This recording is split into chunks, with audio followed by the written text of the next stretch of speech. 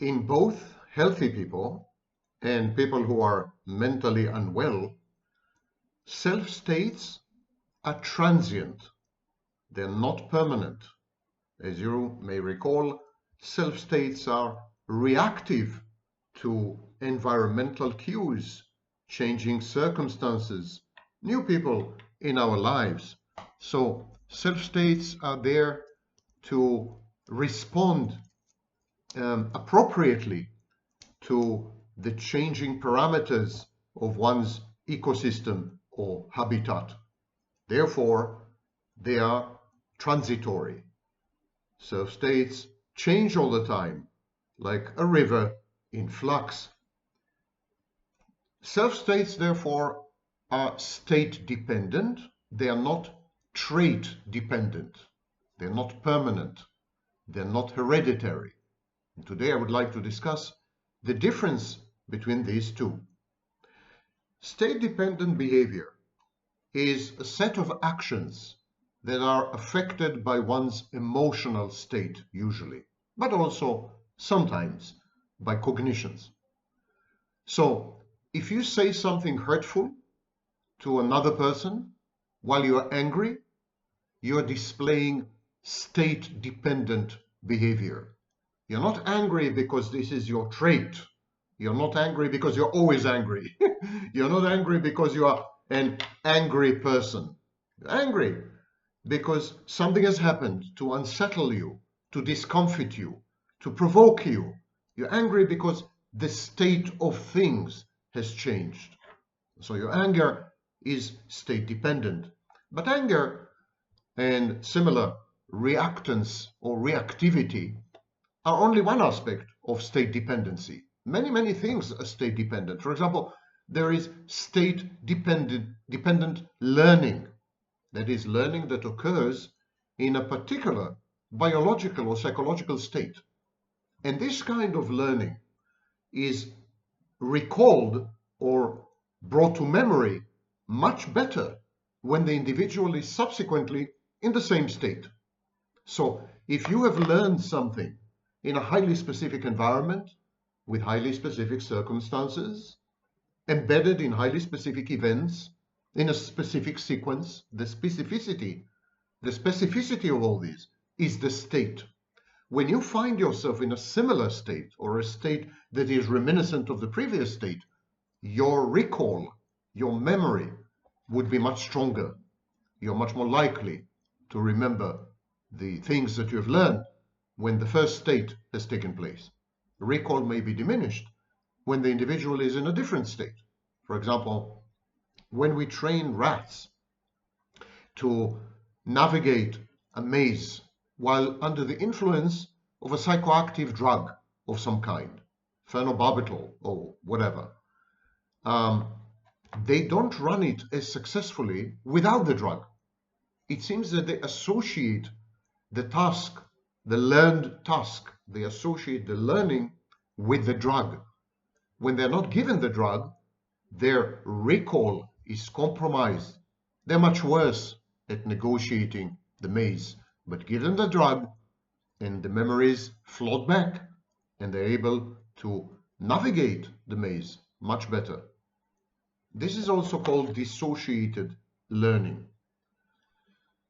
Context-dependent learning is a learning that has occurred in a particular place, particular circumstance, a state, for example, while you're intoxicated, and is displayed only in that context and not when testing occurs or situation occurs in another context. This is contextual, a kind of contextual association, a connection learned between items or material that an organism is exposed to, and the context and circumstance in which that exposure has occurred. For example, a lecture. You're listening to this lecture, and it may be associated with whatever it is that you're doing right now. You're lying in bed, you're ironing, you're twiddling your thumbs, you're in a classroom. The lecture you're exposed to the lecture while embedded in a highly specific situation or context, and that contextual association facilitates memory retrieval. So the recall of the lecture would be better when you're exactly in the same state. In other words, you would tend to recall this lecture much better where next time you're ironing or next time you're in bed than when you're not. These are facts. State dependency is a crucial facet of conditioning, of learning, of emotionality or affective regulation, of certain types of cognition, and so on. Memory is highly state dependent. State dependent memory is a condition in which memory for a past event is improved when the person is in the same biological or psychological state as when the memory was initially formed. So I mentioned, for example, alcohol. Alcohol actually improves one recall of events that have been experienced when one was previously under the influence of alcohol. So this is counterintuitive because we tend to believe that alcohol reduces the ability to recall memories. That is not true. If the memories were formed while you were consuming alcohol, you're likely to remember them, to bring them to awareness much more powerfully and accurately and intensely when you're again under the influence of alcohol. I will not go now into questions of encoding and retrieval in sober state compared to alcohol. That's another time for another lecture. But a distinctive state may arise from a drug, a mood, a particular place. And we even have mood-dependent memory. And memory of an event, for an event, can be recalled more readily when one is in the same emotional mood. If you have formed a memory, if you've created a memory when you were sad, you're likely to recall this memory much more authentically and accurately when you're again sad. Similarly, if some of your memories are associated with a state of contentment or happiness, you would have much better access to them, unfettered access to them, when you're again content or happy. The state within which the memory has been initially formed informs the ability or modulates the ability to recall the memory much later in life. And so this is state dependency. Self-states are state dependent. When you act sometimes as an angry person, that is state dependent. Similarly, in psychological disorders, there are self-states. So a narcissist could have a borderline self-state following mortification, narcissistic mortification, or narcissistic injury. A borderline could have a narcissistic self-state or even a secondary psychopathic self-state. These self-states are temporary. They're triggered by changes in the environment, in circumstances, in the behaviors and input from other people. They're context dependent. They are not part of the essence of the narcissist or the essence of the borderline. They are there as reactive displays. They are there as strategies of coping with ever transmuting and ever mutating environments, ecosystems, habitats, and circumstances. This is state-dependent self-states. Self-states, of course, are associated with specific traits, but they're not trait-dependent. To explain the difference, we need to understand what is a trait. A trait is an enduring personality characteristic that describes or determines an individual behavior across a range of situations, independent of situations or states. If you have a trait, you're likely to have this trait in every environment, with every set of circumstances, with a variety of people, regardless of your affects, emotions, or moods at the moment. This is what leads us to believe that traits are hereditary. They are determined by genetics. There is, for example, a narcissism trait. Every human being has a narcissism trait. And a narcissism trait is expressible, manifest in all circumstances. Now, people with a low level of narcissism trait, as measured by the narcissistic personality inventory, are likely to react in one way. Of course, people who are very high on the trait to the point of malignancy when they acquire narcissistic personality disorder would react completely differently.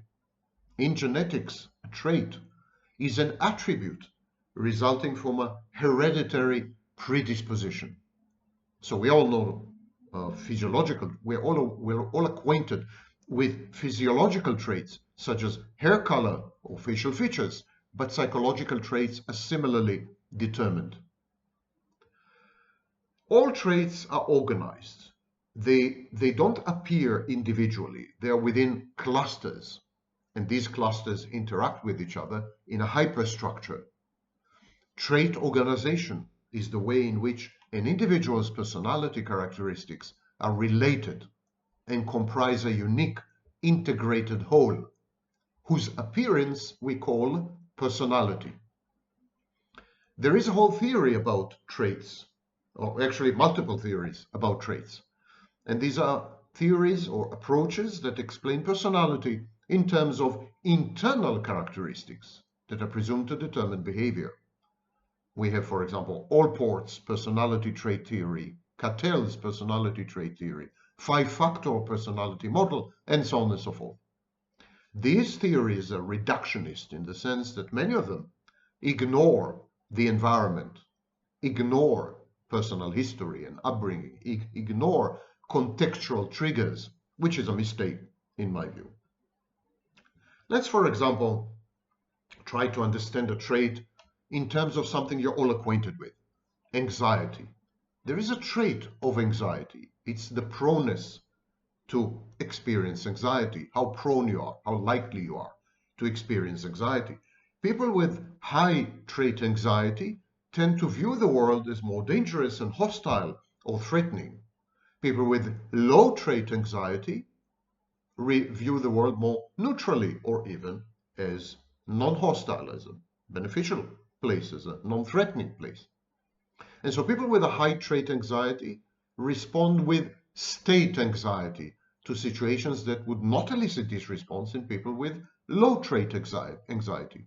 If you want to learn more about this, you should study the work of Charles Spielberger in 1972, 1983, and so on. So, the trait is like a predisposition, is like a template, and it is the environment, the changing states, both external environment and internal environment. In the external environment, things change. People come and go. The physical environment changes. The temperature goes up and down. I mean, a million things happen in the external environment. But also the internal environment. Your moods change. You've had a thought. There's a new cognition. Your emotions are in flux. All these create an environmental contextual set of cues, environmental contextual cueing. And these trigger the trait, and we say that the trait then becomes state dependent. The expression of the trait is state dependent. The trait is there, always there. It's genetically and hereditarily determined, but its expression and manifestation are triggered by changes in the external and internal environment. There are many other traits that you're aware of. I would mention just one, which goes hand in hand usually with with trait narcissism, and that is self-focus. There are other traits that go with trait narcissism, and in a confluence, these traits may amount to a pathology. So, for example, if you have trait narcissism, trait dissociality, trait anankastia, obsessive-compulsive kind of disorder, trait of antagonism, trait negative affectivity. If you put all this basket of traits together, what you get is the equivalent of pathological narcissism. Similarly, trait self-focus. Self-focus is the direction of conscious attention onto oneself. You're focused on your thoughts, your needs, your desires, your emotions. Trait self-focus refers to a chronic habit or pattern of self-consciousness. The state self-focus refers to objective self-awareness, self-awareness within the environment. The excess of trait self-focus is associated with the development or the heightened vulnerability to several mental health disorders, such as alcohol use disorder, depression, anxiety disorders. So self-focused attention is a key clinical feature in all these. So self-focus could be trait dependent, could be state dependent. I believe the correct way to look at it is that the environment, changes in the environment trigger the traits, and a combination of traits constitutes a self state. And if you want to learn more about my approach, visit the IPAM playlist, where I expound on my intrapsychic activation model. Have a state-free and trait-free day.